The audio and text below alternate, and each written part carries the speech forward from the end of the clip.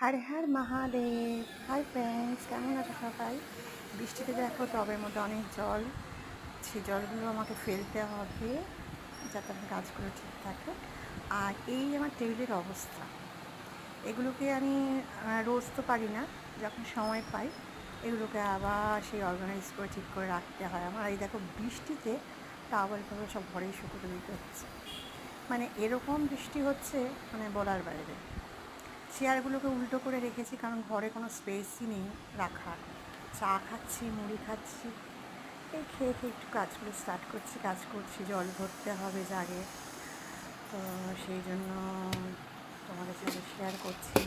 কৌটোগুলোকে ধোবো না, বৃষ্টি পড়ছে তো, মানে কৌটোগুলো শুকাতে তো রোদেও দিতে হবে, সেটাও একটা চিন্তা হচ্ছে।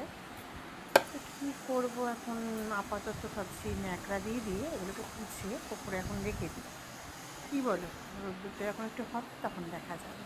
আর এই দেখো আমার গাছ, যে গাছগুলো আমার সবচেয়ে প্রিয়, এদেরকে আমি ভীষণ ভীষণ ভালোবাসি। এদের কাছে আসলে আমার মন অনেক অনেক ভালো লাগে, কেন জানি না, এদের সাথে থাকতে আমার ভীষণ ভালো লাগে। তো যারা যারা গাছ ভালোবাসো আশা করি তারা এই জিনিসটা বুঝতে পারবে।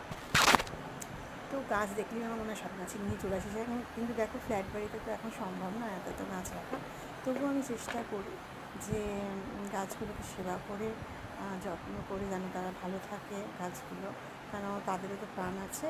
তো আর দেখবে তুমি মানুষের থেকে বেশি এইসব প্রকৃতির মধ্যে যতটা থাকবে, একটু দাঁড়ালে, ওদের গায়ে একটু হাত বোলালে, হ্যাঁ, ওদের ফুল হলো কি, ওদের কোনটা প্রবলেম হচ্ছে, কেন শুকিয়ে যাচ্ছে, এইগুলোর দিকে তাকালে মনে হয় ভালো লাগে। আমার তো ভালো লাগে, তোমাদের কেমন লাগে? কমেন্ট করো।